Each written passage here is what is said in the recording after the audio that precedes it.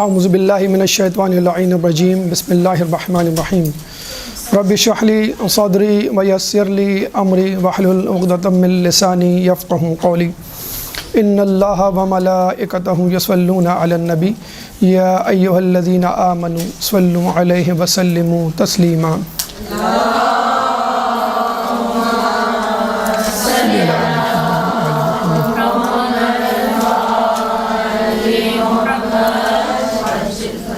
ایام فاطمیہ اپنے اختتام کی طرف رواز الدماء ہیں، لیکن شہزادی کونین فاطمۃ الزہرا سلام اللہ علیہ کے مصائب اور فضائل کا کوئی کنارہ نہیں۔ کہتے ہیں مولا کائنات حضرت علی ابن ابی طالب سے کسی نے پوچھا کہ آپ کے مصائب زیادہ ہیں یا رسول اللہ کے؟ تو آپ نے کہا میرے۔ تو پوچھنے والے نے حیرت سے پوچھا وہ کیسے؟ حالانکہ رسول کی حدیث ہے کہ انبیاء میں سب سے زیادہ جس کو مصائب کا سامنا کرنا پڑا وہ میں ہوں۔ تو مولا کائنات نے کہا کہ رسول اللہ کو اپنے سامنے کافروں سے واسطہ تھا، جبکہ میرے مد مقابل مسلمان آئے۔ یہ ایک دکھ رہا مولا علی کو کہ میرے مد مقابل آنے والے لوگوں میں میرے ہی اپنے مسلمان بھائی شامل تھے۔ لیکن ہم یہ سمجھتے ہیں کہ مولا علی اور خود رسول اللہ کے مصائب سے زیادہ بی بی کے مصائب ہیں، کیونکہ مولا علی اور رسول اللہ کو ان کے مصائب کی وجہ سے کبھی مدینہ بدر نہیں کیا گیا۔ یہاں پر بی بی نے جب اپنے مصائب پر گریہ کرنے کی کوشش کی تو بی بی کو مدینہ بدر کر دیا گیا اور یہ کہا کہ آپ کا گریہ ہمارے لیے مداخلت کا اور نیند میں تداخل کا سبب بنتا ہے۔ وہ شہزادی کہ جس کے مہر عبادت سے نکلنے والی روشنی مدینے کی گلیوں کو منور کیا کرتی تھی، اس شہزادی کو رات کے اندھیرے میں دفنایا گیا۔ یوں شہزادی نے اپنے والد گرامی کی سنت کو بھی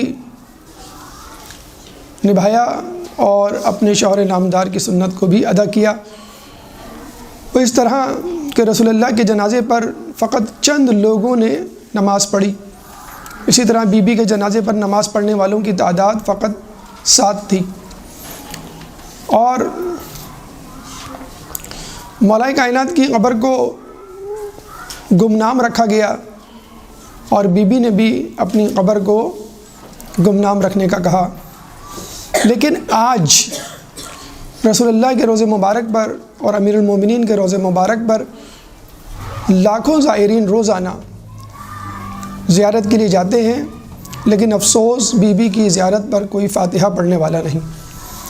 یوں بی بی کے مصائب ہمیں ان دونوں کے مصائب سے زیادہ لگتے ہیں۔ بی بی پہ ہونے والے مظالم میں ایک ظلم باغ فدق کا غصب کرنا بھی ہے۔ اہل سنت کے بہت بڑے عالم دین شاہ عبداللہ محدث دہلوی شاہ ولی اللہ کے بڑے صاحبزادے حدیث کی کتاب مشکات شریف میں فرماتے ہیں از مشکل ترین قضاءِ قضیہ فاطمۃ الزہرا است، یعنی مشکل ترین قضیوں میں مسئلوں میں سب سے مشکل مسئلہ جناب زہرا کا ہے۔ لیکن ہمارے نزدیک یہ مشکل مسئلہ نہیں اگر انسان تعصب کی عینک کو اتار کر دیکھے، اور ویسے بھی ہم جیسے لوگوں کے لیے کوئی مشکل نہیں، کیونکہ ہمارے پاس مشکل کشا موجود ہے۔ باغ فدق کے حوالے سے مختلف اشکالات، سوالات، اشتباہات کا اظہار کیا جاتا ہے۔ چنانچہ ہم آپ کے سامنے آج کی نشست میں 12 سوالات اور ان کے جوابات آپ کے سامنے پیش کریں گے۔ آئیے پہلے سوال کی طرف چلتے ہیں، اور وہ یہ ہے کہ باغ فدق کیا ہے؟ باغ فدق کھجوروں کے باغات پر مشتمل ایک باغ، کچھ تاریخ کی کتابوں میں ملتا ہے کہ یہ 7 باغات پر مشتمل ایک اراضی ہے، ایک پراپرٹی ہے، ایک قابل کاشت زمین بلکہ زرخیز زمین۔ مدینے سے چند فرسخ اور آج کل کے حساب سے 140 کلومیٹر دور، اور اس آبادی پر یہودیوں کا قبضہ تھا۔ جب یہودی مدینے میں اپنے لیے مشکلات کا سامنا کر رہے تھے اور بدستور سازشوں میں مصروف تھے، تو ان یہودیوں کو مدینہ بدر کر دیا گیا تھا۔ تو یہ مدینہ کے اطراف بہت سارے علاقوں میں سمٹ گئے تھے۔ سب سے زیادہ اور مضبوط قلعہ خیبر کا تھا، اس کے بعد یہ علاقہ فدق کا قلعہ۔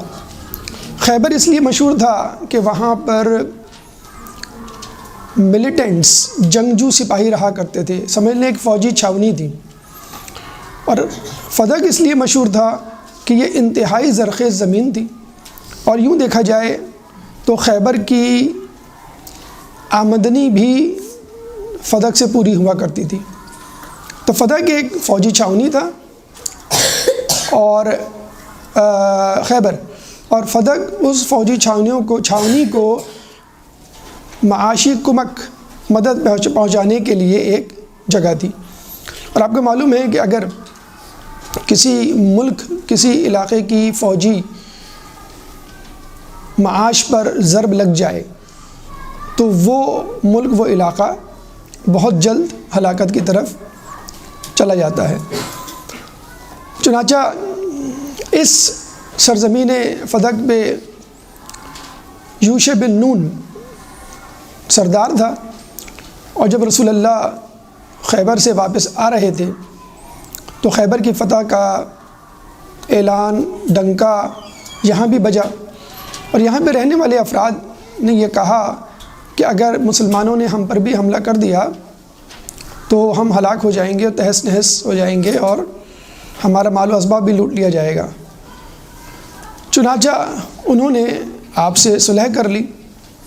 کہتے ہیں کہ اس فدق کی آمدنی بہت زیادہ تھی، انارمس اور ہیوج آؤٹ پٹ تھا اس کا، 24 تا 70 ہزار دینار سالانہ۔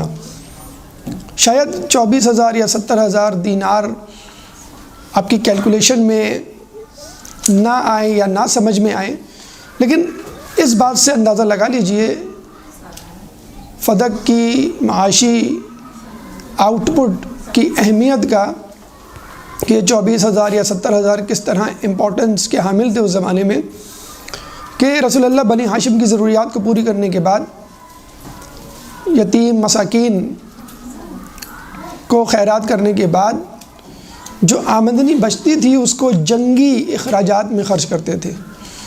یعنی کسی بھی ملک کا جو ملٹری بجٹ ہوتا ہے وہ بہت امپورٹنس کا حامل ہوتا ہے۔ آج بھی ملکوں میں، جن ملکوں میں خانہ جنگی کی کیفیت رہتی ہے یا اپنے پڑوسیوں سے وہ پریشان ہیں یا خطرہ محسوس کرتے ہیں، ان کا جنگی بجٹ بہت زیادہ ہوتا ہے۔ تو آپ اندازہ لگا لیجئے کہ فدق اس زمانے میں مسلمانوں کی جنگی شعبجات کے حوالے سے کتنی اہمیت رکھتا تھا۔ چنانچہ فدق یہودیوں کی ملکیت تھا۔ فدق ایک بہت زیادہ معاشی طور پر مستحکم اور زرخیز علاقہ تھا، اسی لیے اس کا قضیہ اور زیادہ مشہور و معروف ہوا، اور رسول اور بی بی کی شہادت کے بعد بھی یہ قضیہ چلتا رہا۔ اب آئیے سوال کی طرف، سوال نمبر 2، کہ یہ باغ فدق رسول کو کیسے ملا؟ رسول اللہ جب خیبر کے بعد پلٹ رہے تھے مدینے کی طرف تو راستے میں فدق کی زمین آتی تھی۔ چنانچہ وہاں کے لوگوں نے یہ سوچا کہ اگر ہم نے مزاحمت کی تو یہ علاقہ ہمارے ہاتھ سے جائے گا۔ چنانچہ یوشع بن نون نے رسول اللہ کو پیغام بھجوایا کہ ہم آپ سے صلح کرنا چاہتے ہیں، اور صلح کے بدلے میں آدھا فدق آپ کو دینا چاہتے ہیں، اور اگر آپ چاہیں تو بقیہ جو زمین ہم آپ کو دیں گے اس زمین پہ ہم پہلے سے کاشتکاری کر رہے ہیں، ہم کرتے رہیں گے، اور اس کاشتکاری کے عوض آپ ہمیں کچھ اجرت دے دیجئے گا، اور آمدنی جو ہوگی، آؤٹ پٹ جو ہوگا وہ آپ کا ہوگا۔ یعنی آم کے آم گٹھلیوں کے دام، آپ کو کچھ بھی نہیں کرنا پڑے گا، آپ بس اپنے گھر جائیں اور آدھی آمدنی فدق کی آپ کو ملتی رہے گی۔ چنانچہ رسول اللہ نے یہ صلح کر لی اور اپنے مدینے واپس آ گئے۔ لیکن جو آیت فتح کی زمین کو رسول اللہ کو ہینڈ اوور کرنے کے لیے بتلائی جاتی ہے وہ اس وقت نہیں اتری، وہ اس سے پہلے اتر چکی تھی، اور وہ سورہ حشر کی آیت نمبر 6 اور 7۔ سورہ حشر قرآن کا 59واں سورہ ہے، چیپٹر 59 اور ورس نمبر 6 اور 7۔ کہتے ہیں، پہلے آیت سن لیجیے پھر اس کا بیک گراؤنڈ آپ کو بتاتے ہیں کہ جس کے تحت فتح کی زمین جو ہے وہ رسول اللہ کا حصہ بنی۔ اللہ تعالیٰ سورہ حشر آیت نمبر 6 اور 7 میں فرماتا ہے، وما افاء اللہ علی رسولہ منہم فما اوجفتم علیہ من خیل ولا رکاب ولکن اللہ رسولہ علی من یشاء واللہ علی کل شیء قدیر۔ ما افاء اللہ علی رسولہ من اہل القرى فللہ وللرسول ولذی القربى والیتامى والمساکین وابن السبیل وما آتاکم الرسول فخذوہ وما انہا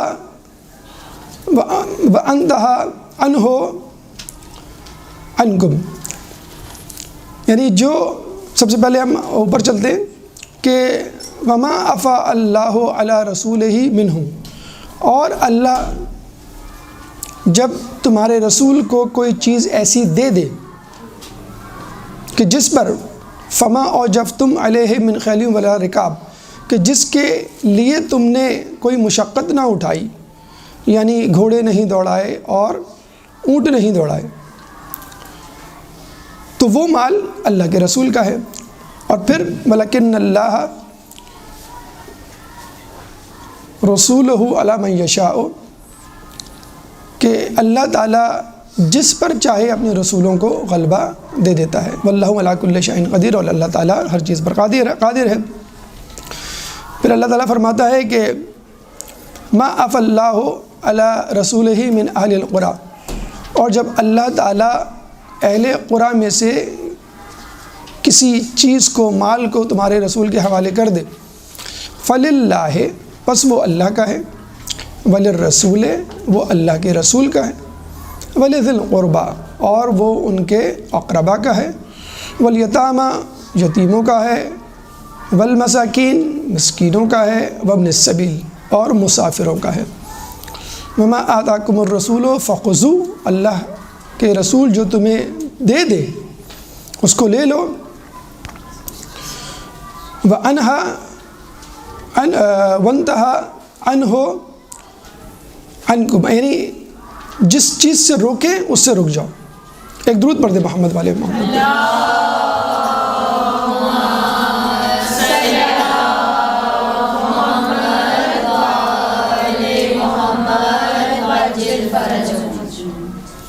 وما نہاکم عنہ فانتہوا، اور جس چیز سے روکے اس سے رک جاؤ۔ اب اس کا بیک گراؤنڈ سن لیجئے۔ بنو نذیر یہودیوں کا ایک قبیلہ تھا کہ جس نے مسلمانوں کے خلاف ریشہ دوانیاں کی، اور جنگ احد کے بعد جب مسلمانوں کے حوصلے پست ہوئے، ابو سفیان کے ساتھ کعب بن اشرف جو کہ یہودیوں کا سردار تھا بنو نذیر قبیلے میں، وہ گیا مکے اور حرم میں بیٹھ کر دونوں نے مل کر مسلمانوں کے خلاف ریشہ دوانیوں اور سازشوں کا فیصلہ کیا۔ 40 افراد ابو سفیان کی طرف سے، 40 افراد کعب بن اشرف کی طرف سے آئے۔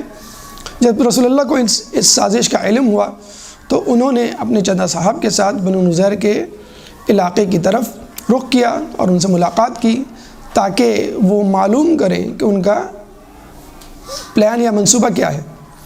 بجائے اس کے کہ بنو قریظہ کوئی بات چیت کرتے، الٹا انہوں نے رسول اللہ کو قتل کرنے کا منصوبہ بنایا اور ایک شخص کو اس عمارت کے اوپر کھڑا کر دیا پتھر پھینکنے کے لیے کہ جس عمارت کے نیچے رسول اللہ استراحت فرما رہے تھے یا ان سے بات کر رہے تھے۔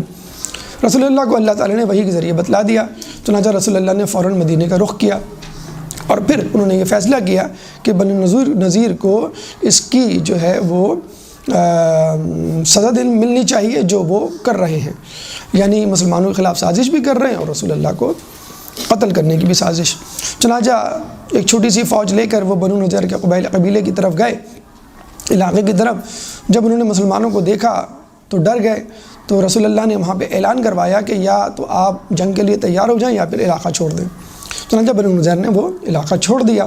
وہاں پہ سارے باغات، مال، املاک اور جائیداد اور مکان تھے۔ اصحاب رسول اللہ کے پاس آئے اور کہنے لگے کہ آپ ان مال میں سے 1/4 آپ لے لیں اور 3/4 ہمیں دے دیں تاکہ ہم تقسیم کر لیں۔ تو اللہ تعالیٰ نے سورہ حشر کی آیت نمبر 6 اور 7 اتاری کہ وما افاء اللہ علی رسولہ منہ، کہ جو کچھ اللہ تعالیٰ رسول کو دے اس مال میں سے جس کے لیے تم نے کوئی زحمت نہیں اٹھائی، تو اس میں تمہارا کوئی حصہ نہیں ہے، فقط یہ مال رسول اللہ کا ہے۔ پھر رسول اللہ کو ایک گائیڈ لائن دے دی کہ بھئی یہ مال تم کس طرح خرچ کرو، کہ یہ مال اللہ کے لیے ہے فلی اللہ ہے، اللہ کے رسول یعنی تمہاری ذاتی ضروریات اخراجات کے لیے ولی الرسول ہے، ولی ذی القربیٰ تمہارے خاندان والوں کے لیے، تمہارے عزیز و اقرباء کے لیے، پھر والیتامی والمساکین وابن السبیل یتیموں کے لیے ہے اور مساکین کے لیے اور مسافروں کے لیے ہے۔ اب یہاں سے مال فے کو سمجھ لیجئے، مال فے کیا ہے؟ مال فے اس آیت کے لفظ سے ہی نکالا گیا ہے، وما افاء اللہ، کہ جو کچھ اللہ تعالیٰ رسول کو دے بغیر لڑے تو وہ رسول کا ہے۔ تو مال فے وہ مال ہے جو مسلمانوں کو بغیر لڑائی کے ملے، اور مال غنیمت وہ مال ہے، اس کے مقابلے میں مال فے کے مقابلے میں مال غنیمت کا لفظ استعمال کیا جاتا ہے کہ مال غنیمت وہ مال ہے جو لڑ کر ملے۔ چنانچہ جو لڑ کر ملے، جس میں مسلمان یا لوگ محنت کریں اور جو لوگ جنگ میں شریک ہو، اس مال میں تو لوگوں کا حصہ ہے، وہ مال تقسیم کیا جاتا ہے۔ پیدل والے کو 1 ملتا ہے اور جو گھڑ سوار ہوتا ہے اس کو 2 حصے دگنے حصے ملتے ہیں۔ لیکن یہ مال یا کوئی بھی مال جو بغیر لڑے ملے وہ اللہ کا ہے خالصتاً۔ اچھا، مال غنیمت، مال فے اور وہ اراضی جو غیر آباد ہو، معدنیات، اس طرح کی 12 اقسام ہیں اموال کی جو مال انفال کے تحت آتی ہیں۔ مال انفال یعنی جس مال کا کوئی مالک مشخص نہ ہو اور اللہ کا رسول اس کے لیے فیصلہ کرے کہ یہ مال کس کا ہوگا۔ تو مال فے وہ مال جو مسلمانوں کو بغیر لڑے ملے، مال غنیمت وہ مال جو مسلمانوں کو لڑنے کے بعد ملے، یہ مال فے ہے۔ اب مال فے کا مصرف کیا ہو، اللہ کے رسول کا ہے، وہ جس طرح چاہے خرچ کریں، لیکن اللہ تعالیٰ نے ایک گائیڈ لائن، ایک ٹپ دے دی کہ اگر ان چیزوں کا خیال رکھو تو بہت اچھا ہوگا۔ 6 یوٹیلیٹیز، 6 استعمالات بتلا دیے، یعنی اللہ کا مال ہے، رسول کا مال ہے، عزیز و اقرباء کا مال ہے، یتیموں کا مال ہے، مسکینوں کا مال ہے اور مسافروں کا مال ہے۔ اچھا، اب دیکھیے کہ یہ مال ہے تو 6 یوٹیلیٹیز یا استعمالات کے لیے، لیکن گھوم پھر کے رسول ہی کا حصہ بنتا ہے، یعنی اللہ کے لیے ظاہر سی بات ہے، اللہ تو بے نیاز ہے، اللہ ان چیزوں کو استعمال نہیں کرے گا، رسول کو ملے گا، رسول کا مال رسول کا ہے۔ وَلِذِي الْقُرْبَىٰ، رسول کے رشتہ دار اللہ کے رسول فیصلہ کریں گے میں کس رشتہ دار کو دوں کس کو نہ دوں۔ پھر یتیم، مسکین اور مسافر، اس کا فیصلہ بھی رسول کریں گے۔ چھٹے امام جعفر صادق علیہ السلام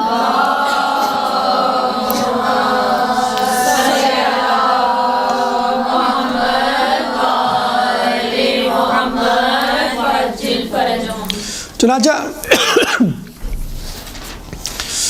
سارا مال رسولی کی ملکیت ہے، وہ فیصلہ کریں گے۔ آپ سے پوچھا کسی نے کہ مال فے میں جو آخری کے 3 حصے ہیں، یعنی یتیم، مساکین اور مسافر، کیا اس میں آپ کا بھی حصہ ہے؟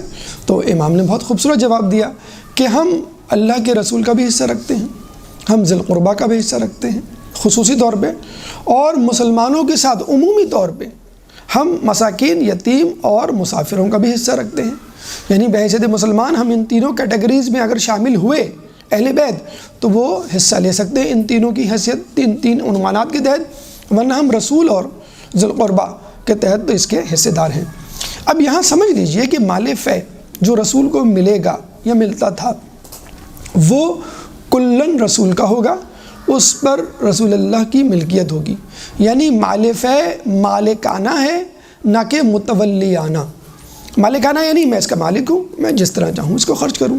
متولیانہ یعنی یہ مال میرے سپرد کیا گیا کہ بھئی آپ اس کی نگرانی کریں اور جہاں خرچ کرنے کا بولا جائے وہیں خرچ کریں۔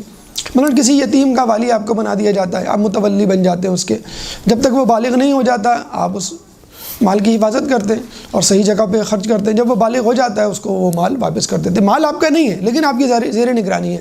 اسی طرح بیت المال کا مال، اس کے بھی آپ متولی ہوتے ہیں، لیکن رسول اللہ یہاں پر مال فے کے متولی نہیں تھے بلکہ مالک تھے۔ ان کے ہاتھ میں تھا، وہ جس کو چاہیں دیں، جس کو چاہیں نہ دیں، اور اپنی ضرورت میں سے جس ضرورت پر جتنا چاہیں۔ اللہ نے جو 6 چیزیں بتلائی ہیں، 6 مصرف بتائے ہیں، 6 یوٹیلیٹیز جو بتائی ہیں، وہ ایک گائیڈ لائن ہے کہ اگر آپ چاہیں اس پر آپ خرچ کر سکتے ہیں۔ تو باغ فتق مال فے کے زمرے میں آتا تھا، جس کے لیے آیت پہلے ہی سے اتر چکی تھی بنی نذیر کے قبیلے کے تحت، اور اللہ کے رسول نے اس مال کو اپنے قبضے میں لے لیا تھا، اور کسی نے اس وقت کوئی جرح نہیں کی، کوئی سوال کسی اشتباہ کا اظہار نہیں کیا گیا۔ کیوں؟ آیت بہت پہلے اتر چکی تھی اور بنو نذیر کے واقعے میں لوگ سمجھ چکے تھے کہ مال فے وہ ہے جو ہم کو بغیر لڑے ملے، چنانچہ یہ مال جو ہے وہ رسول کا ہے، ہمارا نہیں ہے۔ تیسرا اہم سوال کہ اگر یہ مال فے رسول کا تھا تو بی بی سیدہ کے پاس کیسے آیا؟ کہتے ہیں کہ رسول اللہ اس مال میں تصرف کیا کرتے تھے اس طرح کہ بنی ہاشم کی ضروریات پوری کرتے، اس طرح کہ غریب فقراء اور مساکین اور جو بھی حاجت مند ہیں ان کو دیا کرتے تھے۔ اس کے بعد جو مال بچ جاتا تھا، جو آمدنی بچ جاتی تھی، اس کو وہ فوجی اخراجات میں خرچ کرتے تھے۔ یعنی سمجھ لیں مسلمانوں کا جو ملٹری بجٹ تھا وہ اس باغ فتق سے فل ہوتا تھا، اس سے جو ہے وہ کمپنسیٹ ہوتا تھا۔ ایک بہت اہم جسے کہتے ہیں کہ وہ علاقہ تھا کہ اللہ نے سورہ بنی اسرائیل کی آیت نمبر 26 اتاری۔ سورہ بنی اسرائیل قرآن کا 17واں سورہ ہے، چیپٹر 17 ورس نمبر 26۔ وہ کیا آیت تھی؟ وَآتِ ذَا الْقُرْبَى حَقَّهُ، اے رسول اپنے رشتہ داروں کو ان کا حق دے دو۔ جب یہ آیت اتری تو رسول اللہ، دیکھیں ایک بہت سمپل سی بات ہے، بہت آسان سی جو ہے وہ کیلکولیشن ہے اور فیصلہ ہے کہ کون سا مال اور کس کو دو، لیکن رسول اللہ نے جسے کہتے ہیں کہ توقف کیا اور جبرائیل سے واضح طور پر پوچھا کہ کون سا مال اور کس کو دوں۔ تو جبرائیل نے کہا باغ فتق اپنی بیٹی فاطمہ الزہرا کو دے۔ ازواج مطہرات کا نام نہیں لیا، چچا عباس، حضرت عباس جو اس وقت موجود تھے ان کا نہیں نام لیا، اور دیگر حضرات قرائب کا نام نہیں لیا۔ کن کا نام لیا؟ جناب فاطمہ الزہرا۔ اب یہاں پہ ایک سوال اٹھتا ہے کہ رسول اللہ نے یہ مال بی بی کو کیوں دیا، یا یوں سمجھ لیجئے اللہ تعالیٰ نے رسول کو کیوں کہا کہ یہ مال بی بی کو دے دو؟ حالانکہ ہمیں بہت سارے ایسے واقعات ملتے ہیں کہ جس میں ہمیں معلوم چلتا ہے کہ رسول اللہ نے باغ فتق تو بہت دور کی بات، ایک چھوٹی سی چیز بھی اہل بیت کے لیے جس سے دنیاویت یا دنیا کی محبت چھل کے رکھنا گوارا نہیں کی۔ جناب زہرا اپنے دروازے پہ ایک رنگین نیا پردہ لٹکا لیتی ہیں تو رسول اللہ پہ یوں سمجھ لیجئے کہ ایک بہت بڑا پہاڑ ٹوٹ پڑتا ہے۔ وہاں کے سامنے سے گزرتے ہیں دروازے سے تو کہتے ہیں کہ اہل بیت کو دنیا سے کیا کام، اور جب جناب زہرا کو پتہ چلتا ہے تو وہ فوراً وہ پردہ ہٹا لیتی ہیں۔ ایک دفعہ موتی کا ہار پہنی ہوئی تھی جناب زہرا، انہوں نے خوشی کا اظہار نہیں کیا۔ ایک دفعہ جناب حسنین چاندی کے کڑے پہنے ہوئے تھے، رسول اللہ نے کسی خوشی کا اظہار نہیں کیا۔ بی بی سمجھ گئی، بیٹی اگر اپنے باپ کے تیور کو نہ سمجھے تو کون سمجھے؟ چنانچہ بی بی نے نہ صرف یہ کہ پردہ اتار کے دے دیا بلکہ اپنے گلے کا گلوبند بھی دے دیا اور حسنین کے کڑے بھی دے دیے۔ بلکہ یہ بھی ہمیں روایت ملتا ہے کہ جب وہ معراج پر گئے تھے تو ایک موتیوں کا خوبصورت سا محل تھا، اس میں ایک تخت تھا، تخت کے 4 پائے تھے لیکن ایک پایا غائب تھا۔ تو رسول نے پوچھا یہ تخت اور یہ محل کس کا ہے؟ تو بتایا گیا فاطمہ الزہرا آپ کی بیٹی کا ہے۔ تو ہم نے کہا اس میں ایک پایا غائب ہے، تو بتایا گیا کہ یہ اس گلوبند کے عوض ہے جو انہوں نے پہنا ہوا ہے۔ تو اہل بیت کو دنیا سے کیا کام؟ جناب حسنین کے کڑے نہیں، آپ کا گلوبند نہیں، دروازے پہ نیا پردہ تک نہیں، تو ایسے میں رسول کو کیا پڑی تھی کہ نعوذ باللہ من ذالک لگ رہا ہے کہ وہ اہل بیت کو دنیا کی دعوت دے رہے ہیں۔ پہلی بات تو یہ کہ وما ینطق عن الہوی ان ہوا الا وحی یوحی، کہ رسول اپنی زبان سے کچھ نکالتے ہی نہیں، کہتے ہی نہیں، سوائے اس کے جو ان کو وحی کی جائے۔ تو جو رسول اذن الہی کے بغیر نہ بولے تو وہ اذن الہی کے بغیر اپنا ہاتھ کیسے ہلا سکتا ہے، کوئی کام کیسے کر سکتا ہے؟ چنانچہ وآت ذی القربى حقہ، سورہ بنی اسرائیل آیت نمبر 26 اتری تو رسول اللہ نے یہ مال جناب سیدہ کو دیا۔ اور اس بارے میں بہت ساری روایات ہیں۔ ایک روایت ابو سعید خدری کی ہے، کشف الغطاء ہماری کتاب میں موجود ہے، اور اہل تسنن میں یہ حدیث جو ہے کنز العمال اور در منصور، تفسیر در منصور جلال الدین سیوطی کی، اس میں موجود ہے۔ عطیہ نامی صحابی جابر بن عبداللہ انصاری کے غالباً غلام، ان سے مروی آیت کشف الغطاء میں موجود ہے۔ اس کے علاوہ مولا علی سے بھی یہ روایت مروی ہے کہ جب یہ آیت اتری تو رسول اللہ نے باغ فدق جناب زہرا کو دیا۔ یہ روایت بھی کشف الغطاء میں اور اہل تسنن کی کتاب تفسیر در منصور میں موجود ہے۔ چنانچہ اچھا ایک آیت سورہ روم میں بھی موجود ہے، وہ ہے فآت ذی القربى حقہ، اس کا بھی یہی ترجمہ ہے، بس حق اپنے قرابت داروں کو ان کا حق دے دو۔ سورہ روم آیت نمبر 38، چیپٹر 30، 30واں سورہ ہے، چیپٹر 30 ورس نمبر 38۔ لیکن وہ عمومی معنی رکھتی ہے، لیکن خاص طور پہ آیت جس کا شان نزول باغ فدق کو دے دینا ہے وہ ہے سورہ بنی اسرائیل کی آیت نمبر 26۔ چنانچہ اللہ کے رسول نے جب یہ آیت اتری سورہ بنی اسرائیل آیت نمبر 26 تو یہ جناب سیدہ کو دے دیا۔ یہ ہے وہ منطق، یہ ہے وہ سبب کہ جس کے تحت ہم کہتے ہیں کہ باغ فدق جو ہے وہ جناب زہرا کا حق تھا، اور قرآن کی اس آیت کے تحت یہ حق بنتا ہے۔ اس کے بعد عقلی طور پہ اگر آپ دیکھیں تو اپنے طور پر بھی آپ فیصلہ کر سکتے ہیں کہ رسول کے پاس ایک اہم چیز موجود ہے، معاشی طور پہ ایک ذرائع آمدنی ہے، اگر رسول اللہ دینا چاہیں گے تو کس کو دیں گے؟ ہمارے خیال میں تو جناب خدیجہ اگر زندہ ہوتی سلام اللہ علیہ، ایک درود پڑھ دیں محمد والے محمد،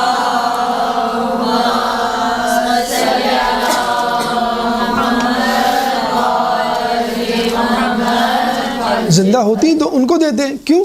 کہ انہوں نے سارا مال ورقہ بن نوفل کے حوالے کیا اور یہ کہا کہ حرم میں جا کے یہ اعلان کر دیں کہ یہ سارا مال میری اجازت سے محمد کے تصرف میں ہے، وہ جسے چاہیں دے۔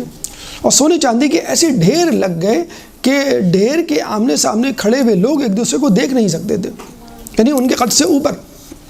ملکۃ العرب کہلانے والی کس مقام پر پہنچ گئی، یعنی جس کے خیموں کے پردے چادریں جو ہیں وہ سونے کی ہوا کرتی تھی اور رسیاں ریشم کی ہوا کرتی تھیں۔ ملکۃ العرب وہ شہید ہوتی ہے، اس کا انتقال ہوتا ہے شعب ابی طالب کی زہریلی جڑی بوٹی کھانے سے۔ تو سب سے پہلے بی بی خدیجہ کو دینا چاہیے کیونکہ اب وہ موجود نہیں، تو ان کی اولاد کو۔ تو رسول اللہ نے عقل کا استعمال کرتے ہوئے ایک عام آدمی عقل کے طور پہ اگر یہ آیت نہ بھی اتری ہوتی تو رسول اللہ بی بی سیدہ کو دے دیتے۔ هل جزاء الاحسان الا الاحسان، سورہ روم آیت نمبر 38۔ سورہ روم قرآن کا 30واں سورہ ہے، چیپٹر 30 ورس نمبر 38 میں اللہ تعالیٰ فرماتا ہے هل جزاء الاحسان الا الاحسان۔ تو احسان کا بدلہ احسان کے سوا کیا ہو سکتا ہے؟ بی بی خدیجہ کا احسان، مالی احسان جس کی وجہ سے اسلام پھلا پھولا، اس احسان کو پلٹانے کے لیے رسول اللہ نے یہ باغ فدق آپ کی غیر موجودگی میں، یعنی آپ کے انتقال کے بعد آپ کی بیٹی جناب زہرا جو ان کی وارث ہیں، جو رسول اللہ کی وارث ہیں، ان کو دیا۔ تیسری وجہ باغ فدق کو دینے کی، اگر یہ آیت نہ بھی اتری ہوتی اور عقلی طور پہ اگر ہم اس فیصلہ نہ بھی کرتے تو اس وقت کے حالات یہ بتلا رہے تھے کہ رسول اللہ کو یہ فدق جو ہے وہ اس طرح استعمال کرنا چاہیے آنے والے دنوں میں کہ مسلمانوں کی حکومت مستحکم ہو۔ اور رسول اللہ نے جب علی کی جانشینی کا اعلان کیا، اس کے بعد جو لوگوں میں ایک بے چینی پھیلی، وہ سمجھ گئے کہ علی کی خلافت کے لیے ہو سکتا ہے جنگ ہو سکتا ہے نزاع کھڑا ہو، تو علی کے پاس، فاطمہ کے پاس ایک ایسا ذرائع آمدنی ہونا چاہیے کہ جس کی وجہ سے وہ لوگوں کی مدد کر سکے۔ یہ ایک تیسرا اس کا سبب تھا۔ لیکن بہرحال جو نص ہے وہ یہ ہے کہ قرآن کی آیت 26 اور سورہ بنی اسرائیل کہ جس کے نازل ہونے کے بعد رسول اللہ نے یہ باغ فدق جو ہے جناب سیدہ کے حوالے کر دیا۔ اب آئیے اس طرف پانچواں سوال کہ باغ فدق اگر جناب زہرا کے پاس تھا تو حاکم وقت کے پاس کیسے چلا گیا؟ چوتھا سوال کہ باغ فدق رسول اللہ کی شہادت کے بعد اچانک حاکم وقت کے پاس کیسے چلا گیا؟ اس کا جواب ہے حسد۔ دیکھیے، لوگوں کو یعنی خواتین کو حسد تھا جناب خدیجہ سے، کس بات پر کہ تم نے بنی ہاشم کے ایک یتیم کو اپنے لیے بحیثیت شوہر کیوں منتخب کیا؟ اور جب انہوں نے اپنا مال بھی رسول اللہ کو دے دیا اور وہ مال خیرات ہو گیا تو لوگوں میں اور جسے کہتے ہیں کہ غصہ پھیل گیا۔ اور آپ کو یاد ہوگا جناب زہرا کی ولادت کے وقت خواتین نے آپ کی زچگی میں مدد کرنے کے لیے انکار کر دیا تھا، اور جب وہ فاطمہ کو دیکھ رہی تھیں کہ اب ان کے پاس مال پلٹ کے آ رہا ہے تو کچھ تو اس وجہ سے ناراض اور کچھ جناب زہرا کے فضائل کی وجہ سے ان سے حسد کیا کرتی تھی۔ جب دیکھا کہ بھی جناب زہرا کو آخرت تو مل گئی تھی، اب دنیا بھی ملنے جا رہی ہے، تو لوگوں میں ایک حسد کی جسے کہتے ہیں کہ لہر پیدا ہوئی۔ تیسرا حسد خود جناب زہرا کے شوہر نامدار حضرت علی سے تھا۔ کس طرح کہ علی کے بارے میں کہا جاتا ہے کہ وہ واحد شخص تھے کہ جن کے ہاتھ سے مکے میں موجود کوئی نہ کوئی گھرانہ، خصوصی طور پہ مکے میں موجود کوئی نہ کوئی گھرانہ اس کی زد میں نہ آ چکا ہو۔ کوئی قبیلہ، کوئی خاندان ایسا نہیں تھا کہ جس کا کوئی نہ کوئی فرد علی کے ہاتھوں مارا گیا ہو۔ پھر علی کی بہادری کے چرچے، علی کی کامیابی کے ڈنکے، پھر علی کا علم، پھر علی کی جانشینی کا اعلان اور خلافت کا اعلان، یہ سب ایسے عوامل تھے کہ لوگوں کی ایک کثیر تعداد علی کے حسد میں مبتلا ہو گئی۔ اور اس حسد کا تذکرہ خود ابن کثیر نے اپنی تاریخ ابن کثیر میں اس کا تذکرہ کیا ہے کہ لوگوں کی ایک کثیر تعداد علی سے حسد کیا کرتی تھی، اور اس کی وجہ یہی تھی کہ کثیر تعداد میں ایسے گھرانے، ایسے خاندان موجود تھے کہ جن کے لوگوں کو علی نے اپنی تلوار سے قتل کیا تھا۔ تو یہ وہ حسد تھا کہ لوگوں نے یہ دیکھا کہ اب بنی ہاشم، خصوصی طور پہ علی اور ان کے خاندان والوں کا غلبہ ہونے جا رہا ہے، تو جو لوگ علی سے حسد کرتے تھے انہوں نے جو ہے دباؤ ڈالا حکومت وقت پہ کہ آپ یہ باغ اپنے قبضے میں لے لیں تاکہ معاشی نسبندی کی جا سکے، معاشی طور پہ بنی ہاشم کے لوگوں کو مفلس و قلاش کیا جا سکے تاکہ وہ لوگوں پر غلبہ نہ حاصل کر سکیں اور کسی بھی وقت کسی بھی طور پہ لوگوں کو جمع کر کے بغاوت نہ کر سکیں۔ یہ وہ موڑ تھا کہ جہاں پر حالات نے پلٹا کھایا اور یکایک مسلمانوں میں ایک جھگڑا کھڑا ہوا، اور وہ جھگڑا تھا باغ فتق کا۔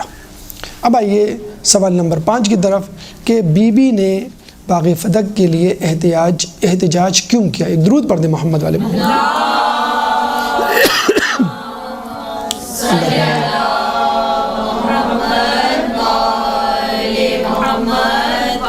دیکھیے، ابھی ہم نے تذکرہ کیا کہ اہل بیت کو رسول اللہ دنیا سے دور رکھتے تھے۔ ٹھیک ہے، انہوں نے قرآن کی آیت کے اترنے پر ان کو واپس کر دیا، لیکن اگر کوئی چیز آپ کی چلی جائے اور اس پہ آپ واویلا مچائیں تو دنیا والے کیا سمجھیں گے؟ وہ یہی سمجھیں گے کہ بھئی آپ کو دنیا سے بڑی محبت ہے، آپ کو اس چیز سے بڑی محبت ہے، آپ کو آخرت کی کوئی پرواہ نہیں ہے۔ چاہیے جائے کہ ہم اہل بیت کے بارے میں یہ سوچیں کہ فقط ایک باغ کے جانے پر بی بی اتنی بھپر گئی، بی بی کا پردہ ایسا کہ لوگ جو ہے وہ ان کو باہر نکلتے ہوئے کبھی نہیں ان لوگوں نے دیکھا۔ تو کس طرح وہ بنی ہاشم کی خواتین کو لے کر خلیفہ کے دربار میں اور سب لوگوں کے سامنے، اور کہتے ہیں بی بی جو ہیں وہ اپنے حجرے کے دروازے سے ڈائریکٹ مسجد نبوی میں نہیں آئیں، بلکہ وہ باہر گئیں اور صدر دروازہ جو تھا مسجد نبوی کا اس وقت، اس سے اندر آئیں تاکہ تمام لوگوں کو پتہ چل جائے کہ میں آ گئی ہوں، میں آئی ہوئی ہوں، اور میرا آنا یقیناً کسی اہم مسئلے کے لیے ہوگا۔ تو بی بی نے اتنا زیادہ اس کو سیریس کیوں لیا؟ اگر کوئی چیز چلی بھی گئی تھی تو جنت کی عورتوں کی سردار ہیں، آپ کے بیٹے جنت کے مردوں کے سردار ہیں، اس میں کیا ایسی پریشانی؟ اگر کوئی چیز آپ کے بابا نے تو وہ چھوٹا سا پردہ نہیں برداشت کیا، گلوبت نہیں برداشت کیا، اور آپ جو ہیں وہ دنیا میں ملوث ہونے جا رہی ہیں اور باغ کے چھن جانے پہ آپ جو ہیں وہ پریشان ہو رہی ہیں۔ اگر آپ احتجاج نہ کرتی اور شور نہ مچاتی تو کیا جاتا؟ ٹھیک ہے، دنیا ہاتھ سے چلی گئی، لوگوں کی چلی جاتی، لوگوں کی چوریاں ہو جاتی ہیں، لوگوں کی جو ہے وہ مال غصب ہو جاتا ہے۔ اگر آپ خاموش ہوتی تو کچھ لوگوں کو یہ خیال ہے کہ آپ کی شخصیت کے وقار میں اضافہ ہوتا، انہوں نے باقی فدق پہ احتجاج کر کے غالباً کچھ لوگوں کے مطابق اپنی شخصیت کو ہلکا کیا، یا جیسے کہتے ہیں کہ اپنی فضیلت میں کمی کا سبب بنی۔ دیکھیے بی بی نے احتجاج کیوں کیا؟ باقی فدق کے چھن جانے کے بعد بی بی کے پاس دو راستے تھے۔ نمبر ایک راستہ دستبرداری، یعنی وہ دستبردار ہو جاتی اور کچھ نہ بولتی۔ نمبر دو احتجاج، دستبرداری۔ اگر بی بی دستبردار ہو جاتی اور کچھ نہ بولتی تو پہلی بات تو یہ کہ تاریخ مسخ ہو جاتی۔ اس وقت تمام تر شواہد سامنے ہیں، بی بی کا احتجاج سامنے ہے، بی بی کا خطبہ فدق کتابوں میں موجود ہے، بی بی کی ناراضگی اہل تسنن اور دیگر افراد کی کتابوں میں موجود ہے۔ اس کے باوجود کہا یہ جاتا ہے کہ یہ قضیہ فدق کوئی قضیہ نہیں تھا، باقی فدق غضب نہیں ہوا تھا، باقی فدق آپ کی پراپرٹی ہی نہیں تھی، باقی فدق بے احتجاج جو ہے وہ غلط ہوا تھا، نعوذ باللہ من ذالک۔ تو اگر بی بی احتجاج نہ کرتی تو کیا ہوتا؟ پھر تو لوگ تسلیم ہی نہیں کرتے باقی فدق نام کی کوئی چیز ہے۔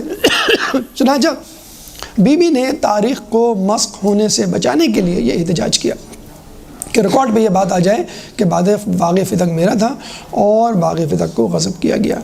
نمبر دو، دستبرداری اگر ہوتی اور بی بی دستبردار ہو جاتی تو قیامت تک کے لیے مظلوم کبھی ظالم کے سامنے نہ بولتا، اور یہی کہا جاتا ہے کہ بھئی دیکھو بی بی ظالم کے سامنے خاموش رہی، بی بی نے جو ہے اپنے حق کو چھن جانے کے بعد نہیں مانگا، بی بی جو ہے وہ خاموش رہی، تو تم کیوں واویلا مچا رہے ہو؟ قیامت تک کوئی بھی مظلوم ظالم کے سامنے نہ آتا اور نہ ہی کوئی مظلوم سے اس کے ظلم کو دور کرتا، اور نہ ہی کوئی ظالم کے خلاف تلوار اٹھاتا۔ جیسے عیسائی مذہب میں ہے کہ ایک گال پہ کوئی مارے تو آپ دوسرا گال پیش کر دیں۔ تو یہ ریکارڈ کو صحیح کرنے کے لیے نمبر ایک۔ نمبر دو، مظلوم کی ہمت بڑھانے کے لیے کہ دیکھو میں بھی گئی تھی اپنا حق مانگنے، تم بھی جا سکتے ہو۔ اب دیکھیے بی بی کی طرف جو دوسرا راستہ تھا اور جس کو بی بی نے اختیار کیا، یعنی احتجاج کا راستہ، بی بی کے احتجاج کے راستے کو اپنانے کی وجہ سے کیا فائدہ ہوا؟ پہلے تو یہی دو فائدے جو نہ کرنے پر ہاتھ سے نکل جاتے، یعنی بی بی نے جو ہے وہ تاریخ کو مسخ ہونے سے بچایا اور تاریخ پر یہ بات آ گئی کہ باغ فدق آپ کا تھا جو غصب کیا گیا۔ نمبر دو، بی بی نے مظلوم کی ہمت بڑھائی۔ نمبر تین، آپ اگر دیکھیں غور کریں تو بی بی باغ فدق کے بہانے مسلمانوں کو ان کی گمراہی، مسلمانوں کو ان کی بے وفائی اور اسلام کے دشمنوں کو بے نقاب کرنے گئی تھی۔ باقی فدق سے ہی ہمیں معلوم ہوا کہ بی بی کس سے ناراض ہوئی، باقی فدق سے ہمیں معلوم ہوا بی بی نے کن لوگوں کو اپنے جنازے میں آنے سے منع کیا، باقی فدق سب کو معلوم ہوا کہ بی بی نے جو ہے وہ وقت آخر جو ہے لوگوں سے منہ موڑ لیا۔ لیکن جو سب سے اہم بات لوگ اکثر اس کو نظر انداز کر دیتے ہیں وہ یہ کہ بی بی کا اگر آپ باغ فدق کا خطبہ پڑھیں تو اس میں خلافت علی اور امت کی بے وفائی کا تذکرہ زیادہ ملے گا بنسبت باغ فدق کے۔ چنانچہ باغ فدق کا مقدمہ، یا یوں کہہ لیجئے مقدمہ فدق دراصل مقدمہ خلافت علی ہے، اور اگر آپ پڑھیں باغ فدق کا خطبہ، مقدمہ فدق کا خطبہ، تو آپ کو اس میں ملے گا کہ کس طرح آپ نے خلافت علی کے حوالے سے کہا کہ اگر تم لوگ علی کے ہاتھ پہ بیعت کر لیتے تو علی قیامت تک کسی کو صراط مستقیم سے نہ ہٹاتے، کوئی شخص صراط مستقیم سے گمراہ نہ ہوتا۔ ایک اہم بات یہاں ہمیں ملتی ہے وہ یہ کہ رسول کے بعد بی بی نے جس طرح خلافت علی کو ہائی لائٹ کیا ہے کسی اور نے نہیں کیا۔ یہ بالکل ایسا ہے کہ جس طرح بی بی زینب سلام اللہ علیہ، ایک درود پڑھ دے محمد علیہ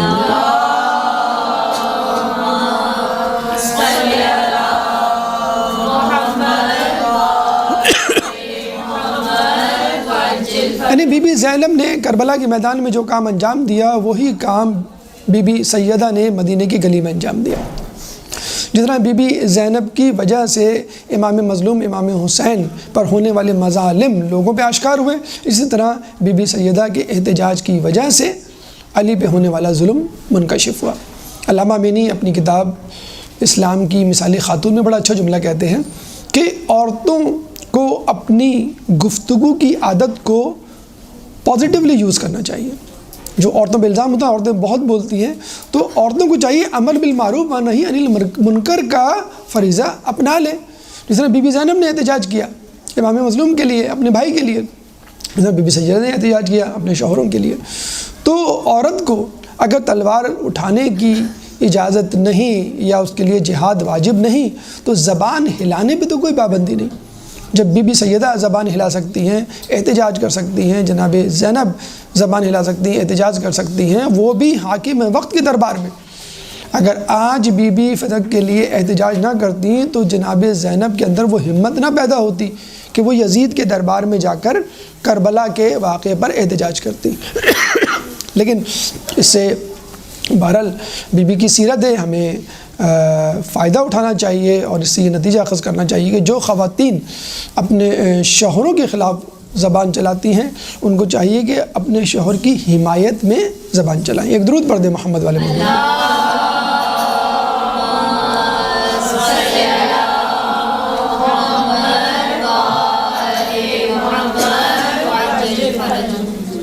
اب آئیے چھٹے سوال کی طرف کہ علی نے باغ فدق پر احتجاج کیوں نہیں کیا.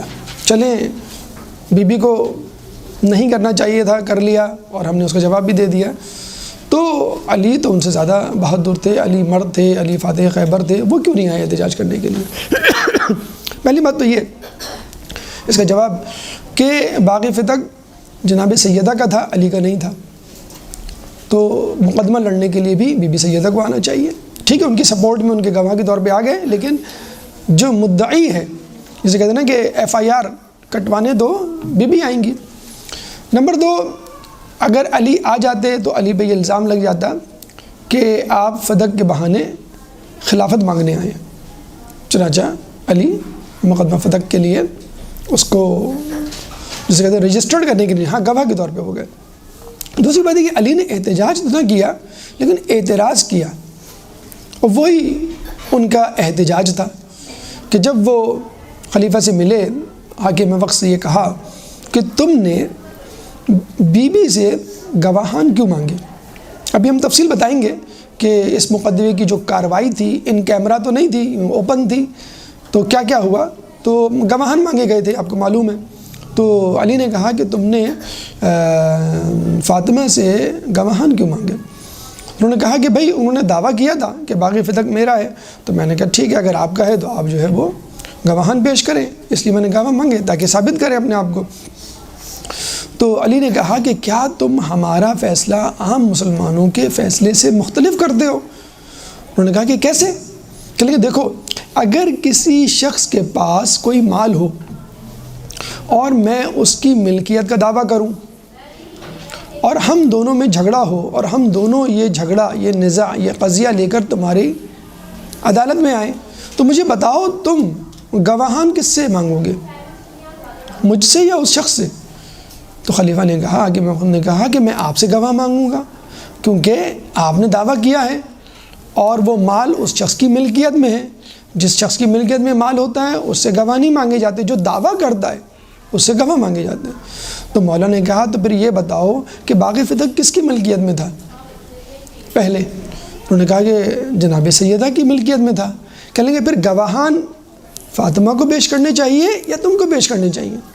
اس پہ وہ خاموش ہو گئے. کتنا خوبصورت، کتنا مدلل جسے جواب کہ دیکھیں آپ کو میں بلکہ ایک نئی جہت سے یہ بات سمجھا دوں اور آپ شاید اس سے واقف بھی ہوں گے. لاء میں، قانون میں، پراپرٹی کے لاء میں ایک لفظ استعمال کیا جاتا ہے اسٹے آرڈر. اب پاکستان میں، کراچی میں خصوصی طور پہ پراپرٹی کے جھگڑے بہت زیادہ ہیں. ہوتا کیا ہے، اگر کوئی شخص کسی مکان میں رہتا ہے، ایک دوسرا شخص آ کے کہتا ہے یہ مکان میرا ہے، تو وہ کہتا ہے کہ بھائی تمہارا کیسے؟ اگر تم چاہو تو کیس کر دو، تو وہ کیس کر دیتا ہے. یا جو بھی جو ہے شخص جب کیس عدالت میں جاتا ہے تو عدالت کیا کہتی ہے؟ کیا فوراً اس شخص کو نکال دیتی ہے مال سے، مکان سے؟ نہیں. کیا کہتی ہے کہ جب تک اس فیصلے کا، اس مقدمے کا فیصلہ نہیں ہو جاتا آپ اس مکان میں رہیں گے. جب فیصلہ ہو جائے گا تو اگر آپ کے حق میں ہوا تو you will continue to stay use your property, اور آپ کے حق میں نہیں ہوا تو پھر آپ کو چھوڑنا پڑے گا. تو ہونا یہ چاہیے تھا کہ باغ فدق بی بی کے قبضے میں تھا، ان کے تصرف میں تھا.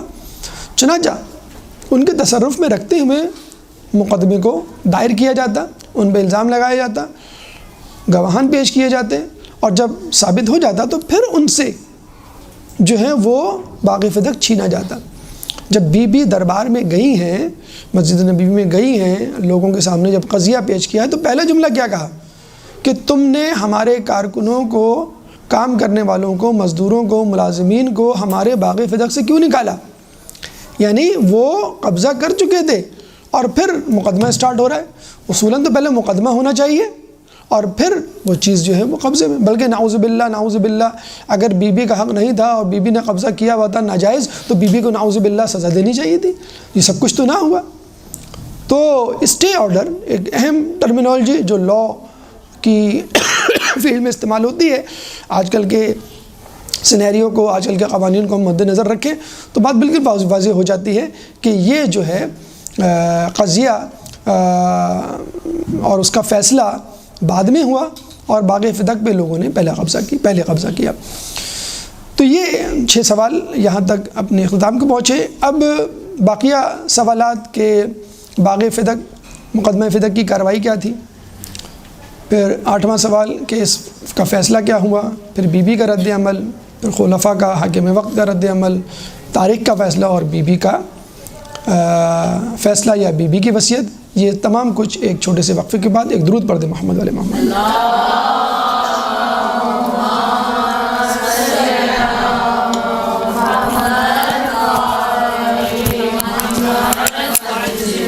گفتگو کا سلسلہ وہیں سے ہم شروع کرتے ہیں۔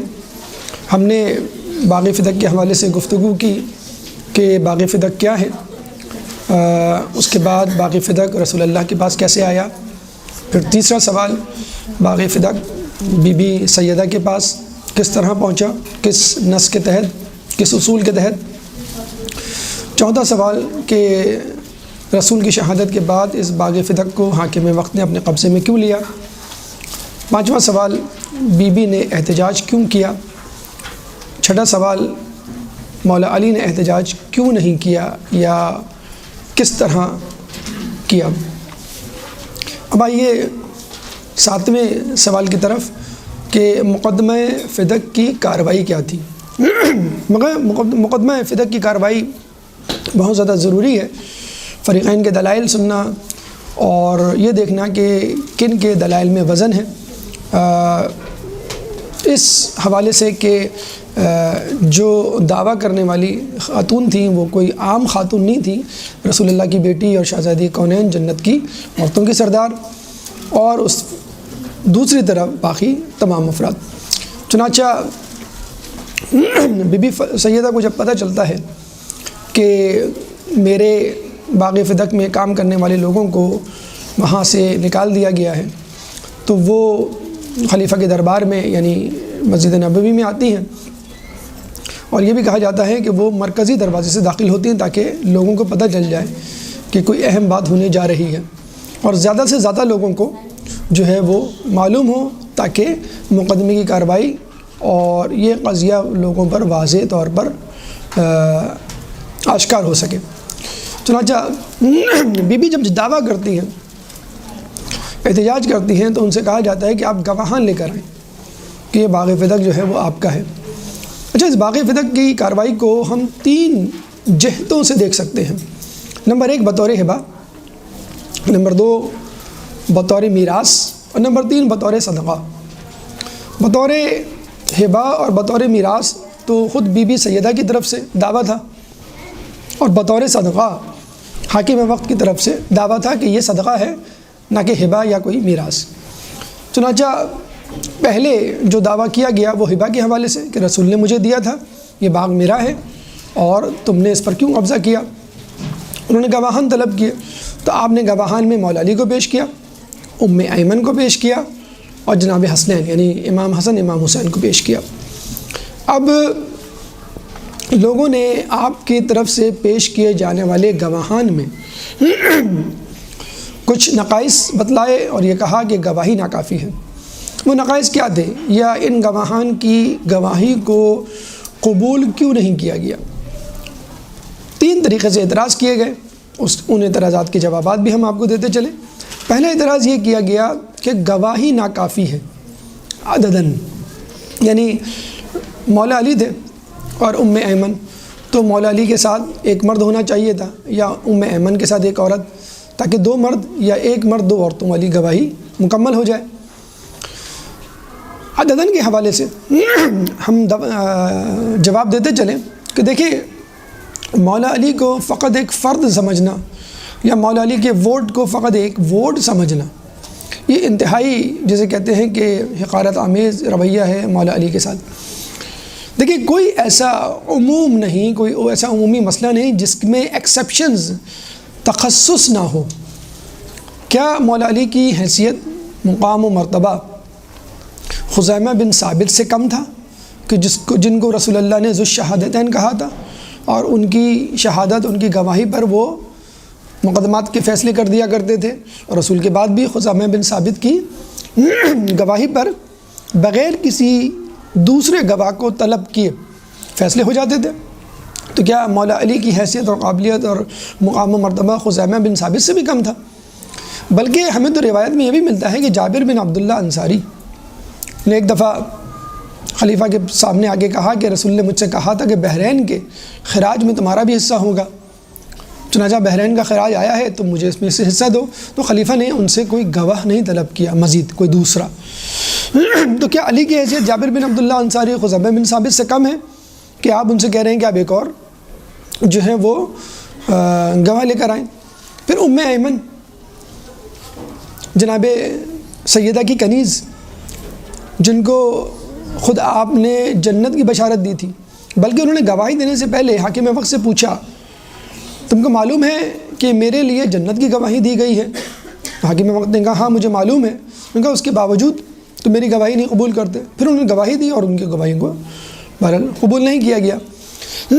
پھر آپ یہ دیکھیں کہ اس میں مولا علی شامل ہیں، جناب حسنین شامل ہیں، اور جناب سیدہ تو خیر موجود تھی وہاں پر، رسول موجود نہیں تھے۔ تو یوں سمجھ لیجیے اہل کسا میں رسول نہیں تھے، ان کی شہادت وفات ہو چکی تھی۔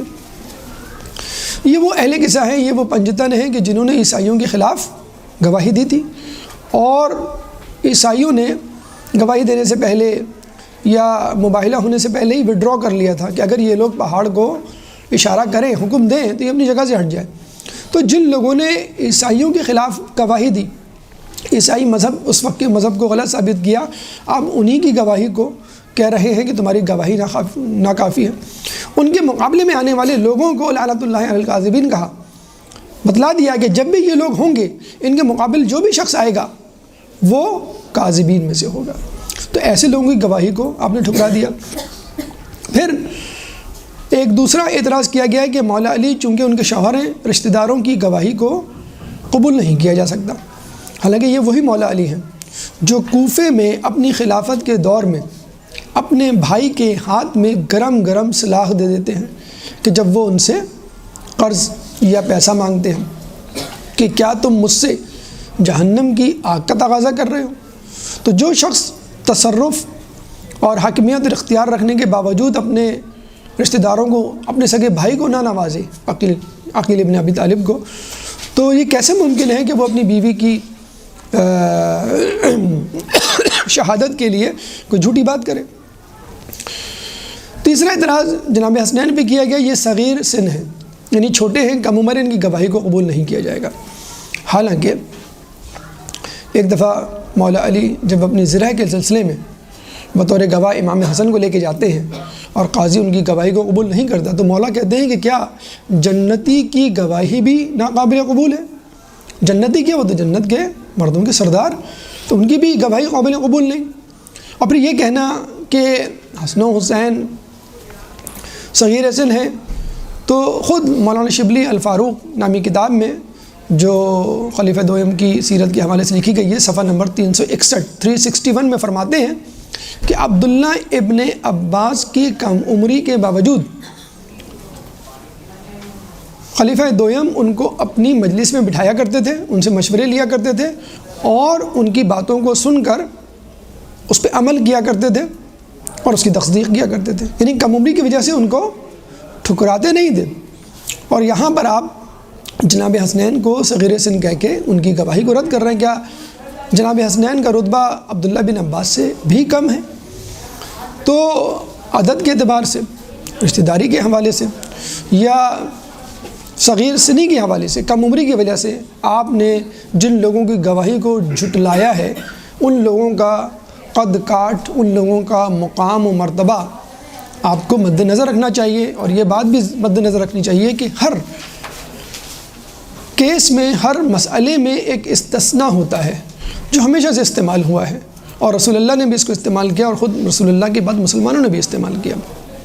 بہرحال جب بی بی نے یہ دیکھا کہ بطور ہبہ یہ مجھے باغ فدق نہیں دے رہے اور میرا حق تسلیم نہیں کر رہے، تو بی بی نے کہا کہ بطور میراث ہی مجھے دے دو۔ یعنی اگر رسول نے اپنی زندگی میں مجھے یہ باغ ہبہ نہیں کیا، فرض کر لیں، تو ٹھیک ہے، ان کے مرنے کے بعد باپ کی میراث ان کی بیٹی کو، ان کی اولاد کو ملتی ہے، اور ان کی اولاد میں، رسول کی اولاد میں فقط جناب سیدہ تھی، تم بطور میراث مجھے دے دو۔ اب اس مقدمے نے ایک دوسرا رخ اختیار کر لیا۔ پہلے تو آپ بطور ہبہ اس کیس کو لڑنے آئی تھیں، اب اسٹیپ ڈاؤن کر کے انہوں نے کہا کہ جب یہ بطور ہبہ نہیں بات مان رہے تو ٹھیک ہے، بطور میراث میں ان سے اپنی بات منوا لیتی ہوں۔ تو انہوں نے کہا کہ تم مجھے بطور میراث دے دو۔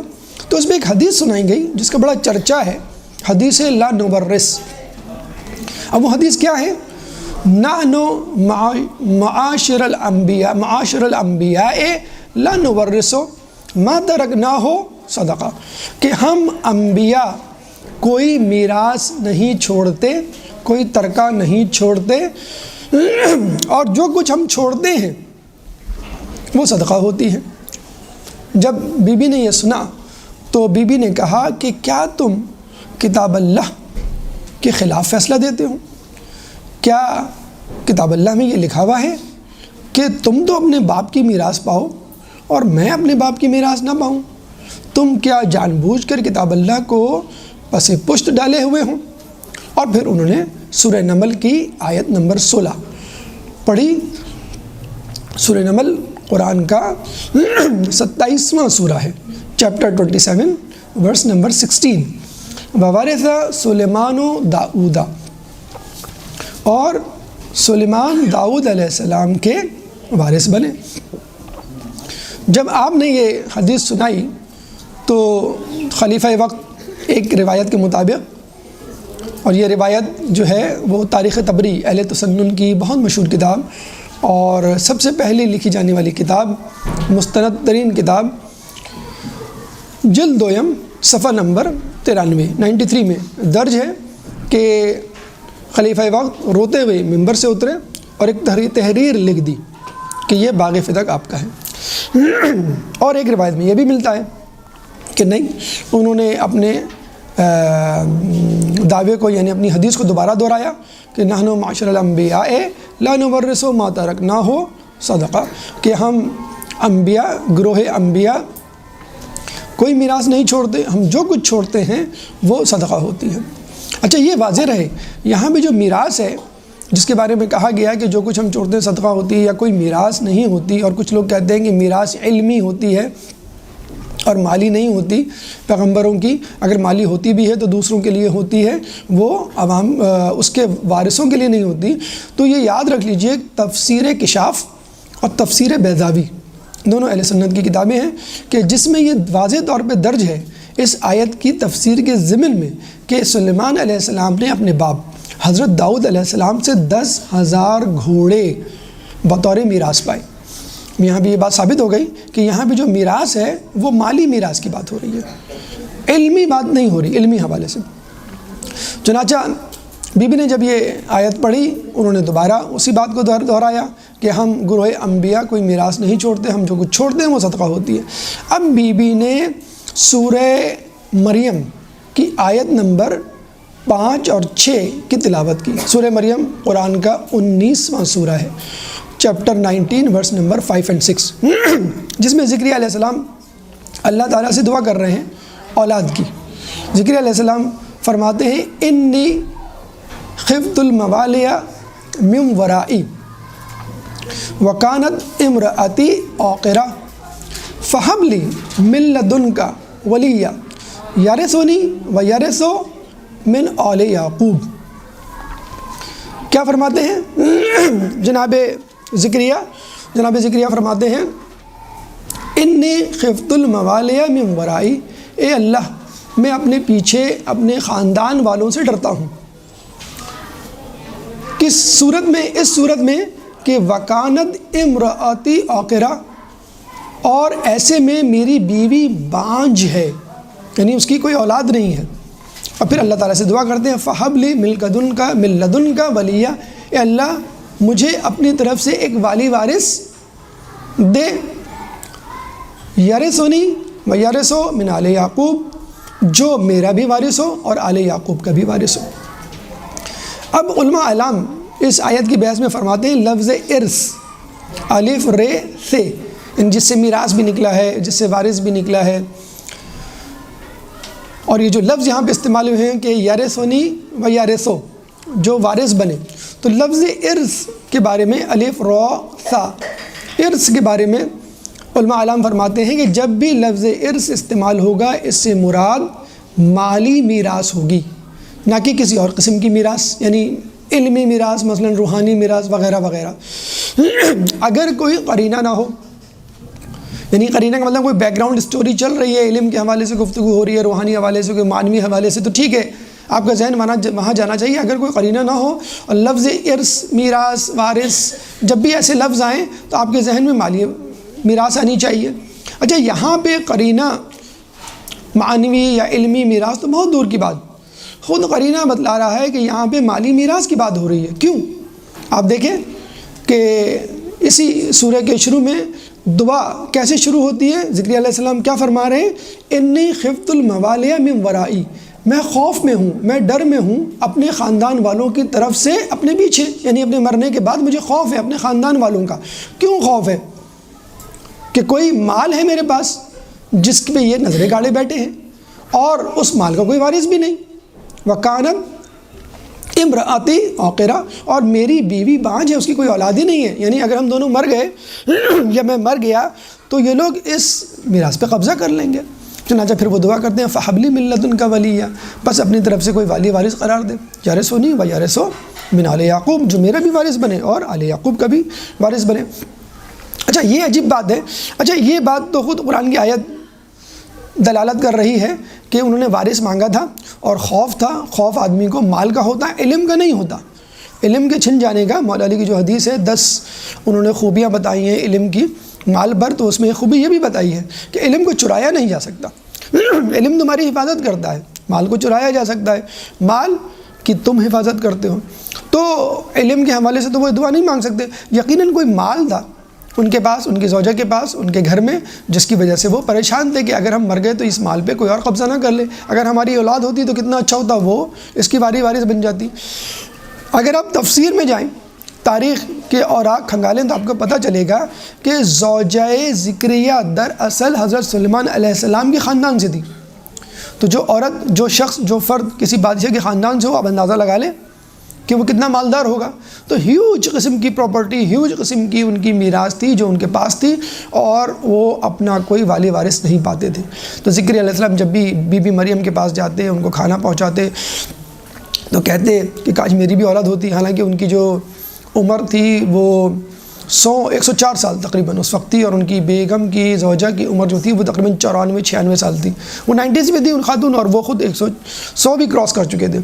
تو بہرحال اللہ کی دین جو ہے وہ عجیب ہوتی ہے، ان کے اس کے ہاں دیر ہے اندھیر نہیں۔ ابر یحییٰ علیہ السلام کی صورت میں ان کو جو ہے وہ مال دیا گیا۔ یہاں بھی ایک ٹرمینالوجی ہے، اس کو ذرا سیکھ لیں تو بہت اچھا ہوگا۔ ہمارے یہاں الموجز نامی کتاب میں، جو کہ اصول فقہ کی پہلی اولین کتاب ہے، آیت اللہ جعفر سبحانی اعلیٰ مقامہ کی، اللہ تعالیٰ ان کے علم میں برکت دے، اور وہ ابھی بھی درس خارج دیتے ہیں قم میں۔ پچھلی مرتبہ ہم گئے تو ان کی دستبوسی کا ہمیں شرف حاصل ہوا۔ تو ان کی کتاب ہے اصول فقہ کی، جو اولین کتاب ہے اصول فقہ کی، تبادر کے ذہن میں ضمن میں فرماتے ہیں تبادر کا مطلب یہ ہے کہ اگر کسی لفظ کو آپ سنیں تو پہلا معنی جو آپ کے ذہن میں آئے گا اس کو ہم تبادر کہیں گے۔ یعنی اگر میں آپ کو کہوں گا کرسی، تو جو مدرسے میں آپ نے کرسی دیکھی ہے یا جس کرسی پہ آپ نے بیٹھ کے علم حاصل کیا وہی کرسی، کوئی بادشاہوں والی کرسی آپ کے ذہن میں نہیں آئے گی۔ یا اگر میں آپ سے کہوں کہ بھائی مجھے ذرا پانی دے دیں تو ظاہر بات آپ گلاس میں لے کر آئیں گے، بالٹی میں لے کر نہیں آئیں گے۔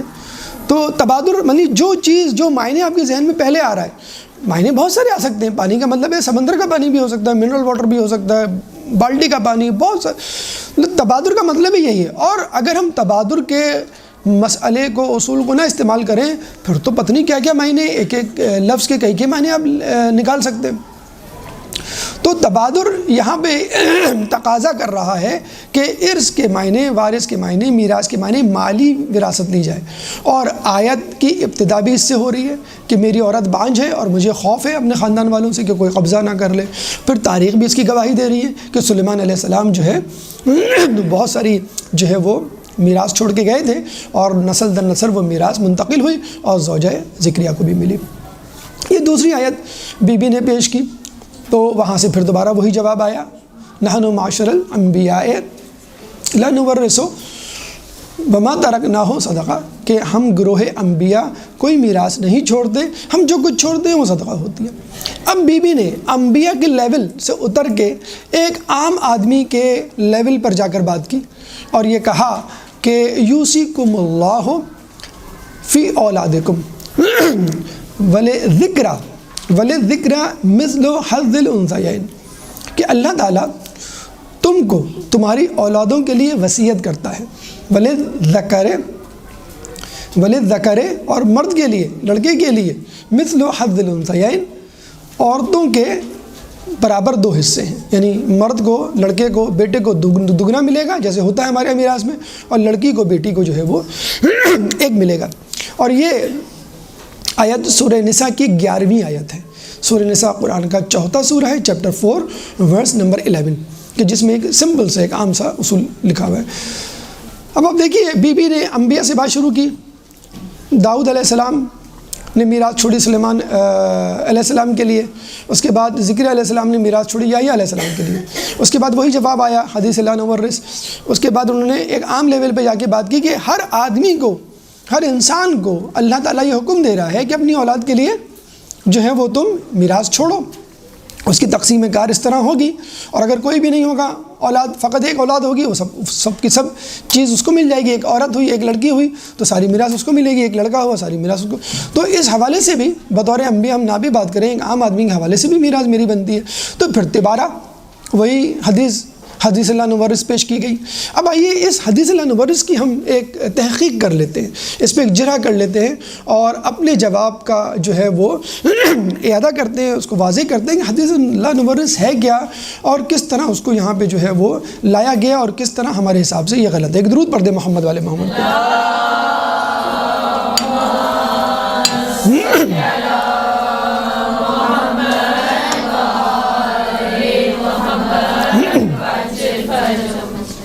دیکھیے آپ غور کریں، بی بی نے بطور میراث بلکہ بطور ہبہ جب بھی بات کی قرآن سے بات کی، انی تارک فیکم الثقلین کتاب اللہ و عترتی۔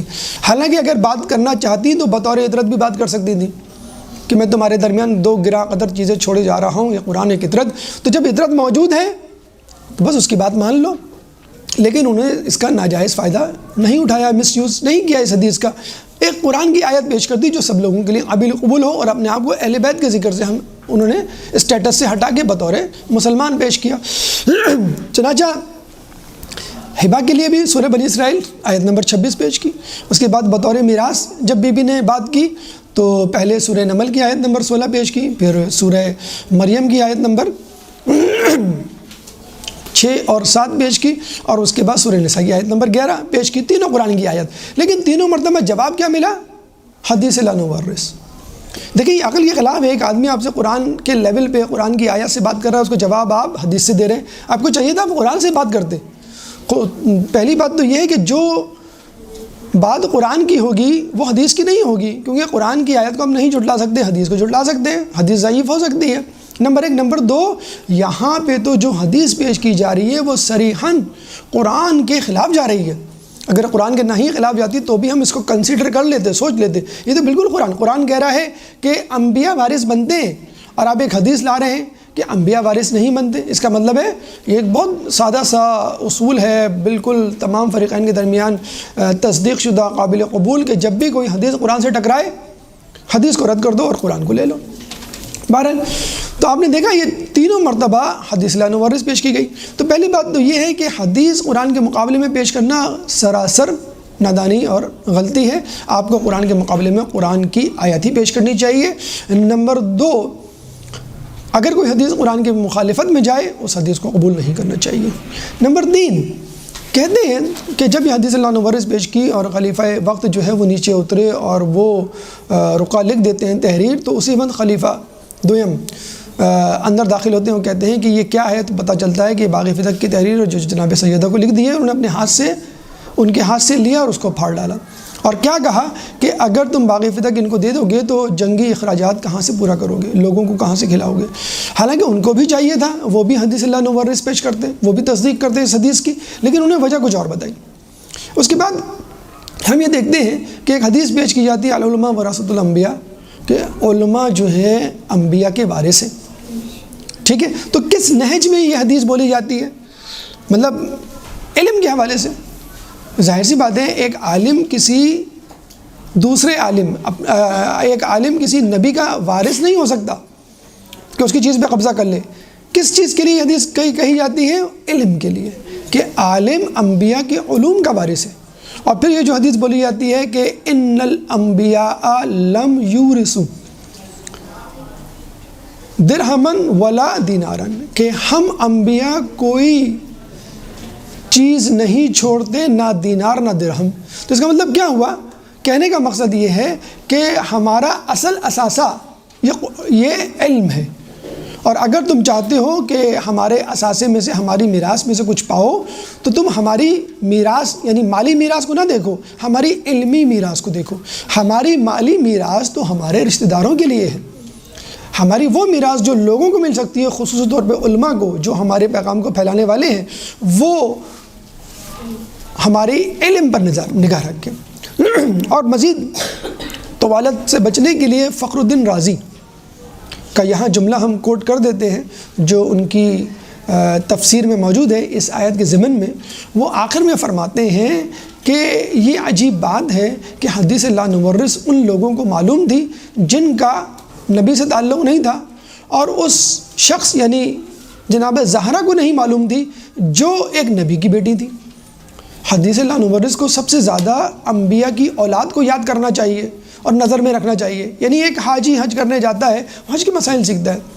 ایک شخص جو ہے وہ کاروبار میں مگن رہتا ہے، صبح شام اس کو کاروبار کے مسائل اچھے آتے ہیں۔ ہر آدمی ان مسئلوں کو اچھی طرح جانتا ہے جن سے وہ نبرد آزما رہتا ہے۔ تو بی بی نے جب یہ میراث لی تھی اور جب اس کی وارث بنی تو کیا ان کے ذہن میں یہ حدیث نہیں تھی؟ آخری بات جو ہم کہنا چاہیں گے کہ رسول اللہ نے قریب المرگ اپنی شہادت سے چند دن پہلے کہا تھا کہ تم مجھے ایک کاغذ اور قلم دے دو تاکہ میں تمہیں ایک ایسی تحریر لکھ دوں کہ جس پہ عمل کرنے کے بعد تم کبھی گمراہ نہیں ہوگے۔ یعنی حدیث لکھوانا چاہ رہے تھے، کوئی بات لکھوانا چاہ رہے تھے جس کو اگر پکڑ لیتے مسلمان تو گمراہ نہ ہوتے۔ تو اس وقت نعرہ لگایا گیا حسبنا کتاب اللہ، کہ ہمارے لیے اللہ کی کتاب کافی ہے۔ یعنی جب رسول حدیث پیش کر رہے ہیں تو آپ قرآن پیش کر رہے ہیں، اور جب نبی کی بیٹی رسول کی بیٹی قرآن پیش کر رہی ہے تو آپ حدیث پیش کر رہے ہیں۔ تو یہ وہ کنفیوژن تھا، یہ وہ جسے کہتے ہیں کہ خلفشار تھا، یہ وہ انتشار تھا جو مسلمانوں میں اس وقت پیدا ہوا، اور لوگوں نے اپنے اپنے مفادات کو سامنے رکھتے ہوئے کبھی قرآن کو پکڑا، کبھی جو ہے وہ حدیث کو پکڑا۔ حالانکہ قرآن اور حدیث کو مساوی طور پہ پکڑنا چاہیے۔ جب قرآن کی بات ہو تو قرآن سے دلائل دیے جائے، اب جب جو ہے وہ حدیث کی بات ہو تو حدیث سے جو ہے وہ دلائل دینے چاہیے، اور جب کسی اور انداز سے بات ہو تو اسی انداز سے۔ تو یہاں پہ بی بی کے قرآن کے دلائل کو رد کرنے کے جواب میں حدیث کو جو ہے وہ سہارا بنایا گیا۔ تو آپ نے دیکھ لیا کہ بطور ہبہ بی بی سیدہ کی بات کو ٹھکرایا گیا، بطور میراث بی بی کی بات کو رد کیا گیا، اور کیا کہا گیا؟ یہ ایک صدقہ ہے۔ اب ہمارا جو تیسری جہت ہے اس مقدمے کی کارروائی کی، اب ہمارا یہ سوال ہے آپ سے کہ اگر یہ صدقہ تھی تو آپ نے فتق کی زمین تو آپ نے اس کو اپنے قبضے میں کیوں لیا؟ مسلمانوں میں تقسیم کر دیتے یہ صدقہ اگر ہے، نمبر 1۔ نمبر 2، اگر رسول یا نبی کی چھوڑی ہوئی ہر چیز صدقہ ہوتی ہے تو پھر اس کا مکان، اس کا حجرہ وہ بھی صدقہ ہوا، تو اس کی تدفین کہاں ہوگی؟ حالانکہ اہل تسنن کی احادیث کے مطابق کسی بھی پیغمبر کی تدفین وہیں ہوتی ہے جہاں اس کا انتقال ہوتا ہے، جہاں اس کی شہادت ہوتی ہے۔ تو رسول کو رسول کے حجرے میں کس حیثیت میں دفنایا گیا؟ حالانکہ ان کا حجرہ تو ان کا حجرہ نہیں تھا، ان کے پاس تو کوئی میراث ہی نہیں ہوتی جو ان کے لیے یا ان کے خاندان والوں کے لیے استعمال کی جائے۔ تو یہاں پہ مقدمہ جو ہے وہ ختم ہوتا ہے، اور یقیناً آپ لوگ اور سننے والے اس بات کے انتظار میں ہوں گے بھئی فیصلہ کیا ہوا؟ اہم ترین سوال، 8واں سوال اس ضمن میں کہ مقدمہ فدق کا فیصلہ کیا ہوا۔ دیکھیے آپ نے ابھی سنا، اور اس فیصلے کا تذکرہ خود تاریخ طبری جلد نمبر 2 صفحہ نمبر 93 میں درج ہے کہ جب بی بی نے یہ آیت پیش کی ووارثہ سلیمان و داؤدہ، تو وہ روتے ہوئے نیچے آگے انہوں نے تحریر لکھ دی، یعنی مقدمے کا فیصلہ ان کے حق میں ہو گیا تھا، اور پھر اس مقدمے کو تبدیل کیا گیا کہ تم لوگوں کے اخراجات یا جنگی اخراجات جو ہے وہ کس طرح پورے کرو گے۔ ابن الحدید معتزلی کہ جنہوں نے معتزلہ فرقے کی بنیاد رکھی، اور جنہوں نے نہج البلاغہ کی شرح آفاق تفسیر لکھی جو 20 سے زیادہ جلدوں پر مشتمل ہے، انہوں نے یہ کہا کہ میں نے ایک دفعہ اپنے استاد سے پوچھا کہ جب فیصلہ واضح تھا تو فیصلہ بی بی کے حق میں کیوں نہیں ہوا اور باقی فدق کو بی بی کے حوالے کیوں نہیں کیا گیا؟ تو آپ کے استاد نے فرمایا اگر بی بی کو باقی فدق دے دیا جاتا تو دوسرے دن وہ علی کی خلافت مانگنے آ جاتی، اور یہ بات انہوں نے مسکراتے ہوئے کہی۔ ابن حدید معتزلی کہتے ہیں کہ میں نے اپنے استاد کو کبھی مسکراتے ہوئے نہیں دیکھا، یہ پہلی مرتبہ تھا کہ انہوں نے مسکراتے ہوئے اس بات کا جواب دیا۔ تو یہ وہ فیصلہ تھا جو بی بی کے حق میں نہ گیا، اور بی بی کے حق میں نہ جانے کی وجہ سے نہیں، بلکہ ایک ناحق بات کو ان پہ مسلط کیا گیا۔ بی بی اس فیصلے کے بعد ناراض گئی۔ ہمارا 9واں سوال وہ یہ کہ بی بی کا رد عمل کیا تھا؟ ایک درود پڑھ دیں محمد والے محمد۔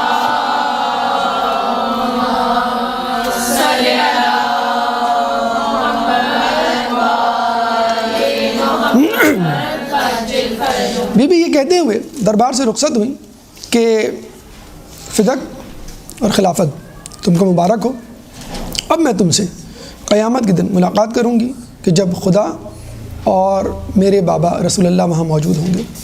اب ان لوگوں کی طرف مخاطب ہو کے کہتی ہیں کہ تم لوگوں کو کیا ہوا ہے کہ تم لوگ میرے حق کے معاملے میں سستی کر رہے ہو اور غفلت میں پڑے ہوئے ہوں؟ کیا تم نے رسول سے یہ حدیث نہیں سنی کہ شخصیتوں کے احترام کو ان کی اولادوں میں بھی جاری رہنا چاہیے؟ کتنی خوبصورت بات!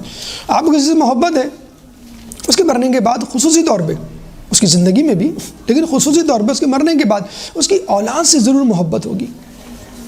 تو جب تم میرے رسول سے محبت کرتے ہو تو یہ کیسی ادھوری محبت ہے کہ تمہیں ان کی اولاد سے، خصوصی طور پہ اس وقت جب ان کی اولاد ظلم و ستم سہ رہی ہو، تم جو ہے اپنی محبت کا اظہار نہیں کر رہے۔ قُلْ لَا أَسْأَلُكُمْ عَلَيْهِ أَجْرًا إِلَّا الْمَوَدَّةَ فِي الْقُرْبَى، کہ میں تم سے اجر رسالت نہیں مانگتا سوائے اس کے کہ تم میرے قرابت داروں سے محبت کرو۔ وَآتِ ذَا الْقُرْبَى حَقَّهُ، اقربا کی تفہیم، اقربا کے معنی یہاں پتہ چل گیا کہ اقربا کون ہیں، قرب جوار کے لوگ، رشتہ دار کون ہیں، اور یہ کہہ کے بی بی جو ہے وہ یہاں سے رخصت ہو گئی۔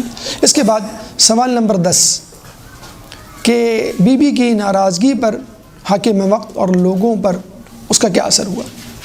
کہتے ہیں کہ جب ان کو احساس ہوا کہ بی بی کے ساتھ زیادتی ہوئی اور ہم نے غلط کیا تو وہ بی بی سے ملنے ان کے گھر آتے ہیں۔ مولا علی بی بی کو خبر دیتے ہیں، بی بی کو جواب نہیں دیتی، ناراضگی کا اظہار کرتی ہیں، تو مولا علی اصرار کر کے کہتے ہیں کہ تم، اب دیکھیں مولا علی کی عظمت کو دیکھ لیجئے، ان کی عفو درگزر کے معیار کو دیکھ لیجئے، اس کے باوجود وہ معاف کرنے کے لیے تیار۔ جب وہ اندر آتے ہیں بی بی پھر یہ کہتی ہیں کہ ٹھیک ہے آپ اس گھر کے مالک ہیں، آپ جو چاہیں۔ وہ جاتے ہیں اور پھر ان کو اندر لے آتے ہیں۔ بی بی اپنا رخ موڑ کے کھڑی ہو جاتی ہیں اور دیوار کی طرف رخ کر لیتی ہیں اور وہ معافی تلافی کی بات کرتے ہیں۔ تو بی بی ان سے فقط یہ کہتی ہیں کہ مجھے یہ بتاؤ کیا رسول اللہ سے تم نے یہ حدیث نہیں سنی؟ فاطمہ تو بضعۃ منی فقط اذان فمن اذاها فقط اذانی، کہ فاطمہ میرے جگر کا ٹکڑا ہے، فمن اذانی، جو کوئی بھی اس کو ناراض کرے گا، فقط اذانی، اس نے مجھے ناراض کیا۔ اور جب انہوں نے اس کا اقرار کیا تو بی بی نے کہا کہ میں خدا کو گواہ بناتی ہوں کہ میں ناراضگی کی حالت میں تم سے رخصت ہو رہی ہوں اور تم سے میں کبھی بات نہیں کروں گی اور قیامت کے دن تمہاری شکایت اپنے بابا سے کروں گی۔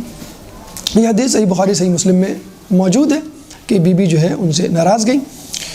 اب 11واں سوال یہ، کیا بی بی کے بعد باغ فتق کا فیصلہ کبھی ہوا؟ کیا لوگوں نے اپنی غلطیوں کو یا سابق حکمرانوں کی غلطی کو تسلیم کیا؟ تو ہمیں پتہ چلتا ہے کہ تاریخ میں باغ فتق 10 مرتبہ دیا گیا اور چھینا گیا۔ یعنی لوگوں کو احساس ہوا، کبھی نہ کبھی تو ضمیر کی خلش آڑے آ جاتی ہے اور آدمی اپنی غلطی تسلیم کر لیتا ہے۔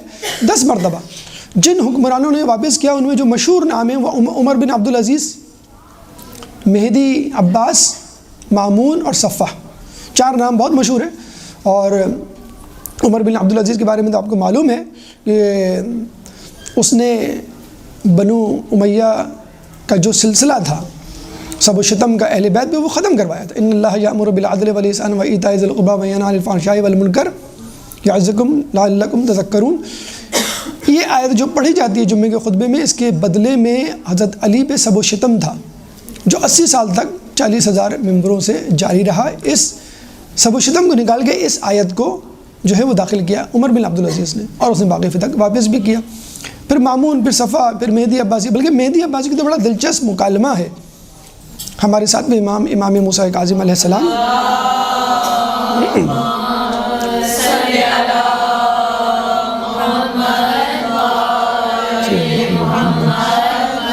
کہ جب اس نے آپ سے پوچھا کہ میں آپ کو باغ فتق واپس کرنا چاہتا ہوں، آپ بتلائیے کیا حدود ہے، کتنا بڑا ہے؟ تو امام نے بڑا دلچسپ جواب دیا، اس کا ایک کنارہ کوہ احد سے جا کے ملتا ہے، تو دوسرا کنارہ مصر سے جا کے ملتا ہے، تیسرا کنارہ سمندر سے جا کے ملتا ہے، چوتھا کنارہ دمت الجندل سے جا کے ملتا ہے۔ یعنی وہ تمام علاقے گنوا دیے کہ جہاں جہاں پر مسلمان بستے تھے اور اسلامی ریاست قائم تھی۔ یعنی بتلا دیا کہ فقط باغ فتق نہیں غصب کیا گیا، ہمارا حق خلافت تھی جس کو غصب کیا گیا۔ آخر میں ایک اہم سوال کہ بی بی تا وفات تا شہادت کیا اپنے اوپر ظلم کیے جانے والوں سے، ان لوگوں سے جنہوں نے آپ کا حق غصب کیا، خوش رہی یا ناراض گئیں؟ اور یہ حدیث بھی صحیح بخاری صحیح مسلم میں موجود ہے کہ بی بی نے باقاعدہ وصیت کی تھی مولا علی کو کہ جن لوگوں نے مجھ پر ظلم کیا اور جن لوگوں نے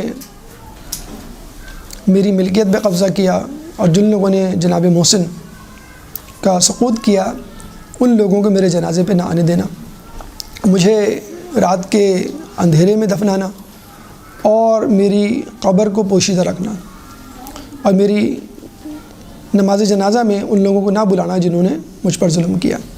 کہتے ہیں بی بی نے مولا علی نے آپ کی وصیت پہ عمل کیا اور رات کے اندھیرے میں آپ کو دفنایا۔ فقط 7 افراد آپ کی تدفین کے وقت موجود تھے۔ کچھ لوگ یہ کہتے ہیں کہ بی بی پردے کا بہت خیال رکھتی تھیں اور انہوں نے اس وجہ سے منع کیا کہ وہ نہیں چاہتی تھی کہ غیر مرد بھی یا نامحرم بھی جو آئیں۔ تو اس جنازے میں میثم اور مقداد بھی موجود تھے، وہ تو نامحرم تھے، وہ کیوں موجود تھے؟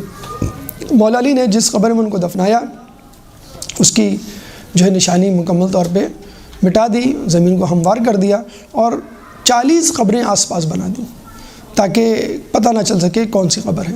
کچھ لوگوں نے کہا بھی کہ ہم جو ہے وہ نماز جنازہ پڑھنا چاہتے ہیں۔ طارق جمیل صاحب کی کتاب میں موجود ہے کہ خلیفہ وقت نے ان کی نماز جنازہ پڑھائی، حالانکہ یہ حدیث جو ہے وہ کہیں پہ بھی نہیں ہے، اور بلکہ یہ حدیث موجود ہے کہ وہ جب گئیں تو انہوں نے منع کیا کہ ان لوگوں کو میری جو ہے نماز جنازہ نہیں پڑھنے دینا اور ان کو میری قبر کی جو ہے وہ نشاندہی نہ کروانا۔